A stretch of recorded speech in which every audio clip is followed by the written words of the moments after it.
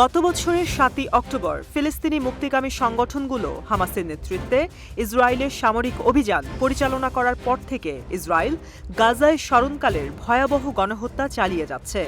ইসরায়েলের এই ন্যাক্কারজনক গণহত্যায় প্রথম থেকেই সমর্থন জুগিয়ে আসছে মার্কিন যুক্তরাষ্ট্র।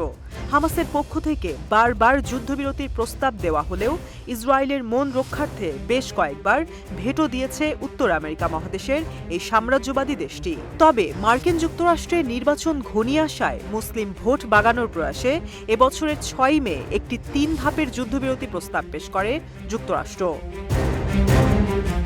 প্রথম ধাপেই ইসরায়েলকে যুদ্ধ পুরোপুরি থামানো এবং পুনরায় যুদ্ধ শুরু না করার শর্তে হামাস সেই প্রস্তাবে প্রাথমিকভাবে সম্মত হয়, কিন্তু ইসরায়েল সে প্রস্তাব প্রত্যাখ্যান করে রাফায় গণহত্যা চালায়।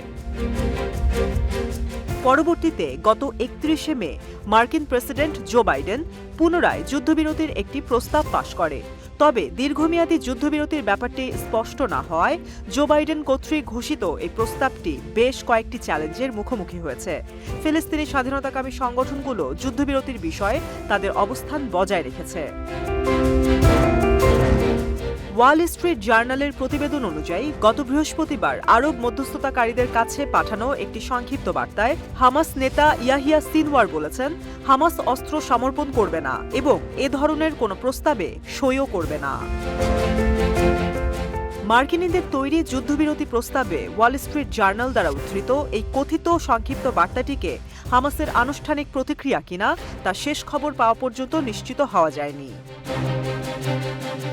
তবে এর আগে ৫ই জুন হামাসের রাজনৈতিক ব্যুরোর প্রধান ইসমাইল হানিয়া নিশ্চিত করে বলেছেন, ফিলিস্তিনি আন্দোলন ও মুক্তিকামী দলগুলো একটি ব্যাপক যুদ্ধবিরতি, বন্দি বিনিময় ও ইসরায়েলি দখলদার বাহিনীর সম্পূর্ণ প্রত্যাহার ভিত্তিক যে কোনো চুক্তিকে গুরুত্ব সহকারে ও ইতিবাচকভাবে নেয়ার মনোভাব ব্যক্ত করে।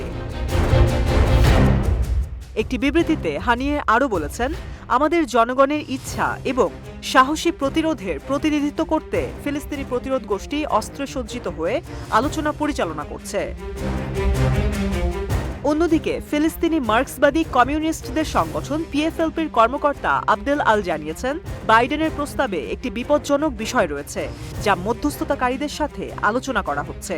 সেই বিপজ্জনক বিষয়টি হল যুদ্ধবিরতির দ্বিতীয় পর্যায় বাস্তবায়নের শর্তাবলী। পিএফএলপির এই কর্মকর্তা লেবানন ভিত্তিক সংবাদ মাধ্যম আল মায়াদিনকে স্পষ্টভাবে জানান, শত্রুরা আমাদের শোষণ করার জন্য নতুন গোলকধাঁধায় যেতে বাধ্য করে এমন যে কোনো অস্পষ্ট চুক্তি আমরা প্রত্যাখ্যান করি। পিএফএলপির এই কমিউনিস্ট নেতা আরও জানিয়েছেন, ৬ মেতে উপস্থাপিত পূর্ববর্তী নথির ওপর ভিত্তি করে যুদ্ধবিরতি প্রস্তাবের বিষয়বস্তুতে যদি প্রতিশ্রুতি নিশ্চিত করা হয়, শুধুমাত্র সেক্ষেত্রে ফিলিস্তিনি প্রতিরোধী দলগুলো আবার যুদ্ধবিরতি সংক্রান্ত আলোচনা শুরু করবে।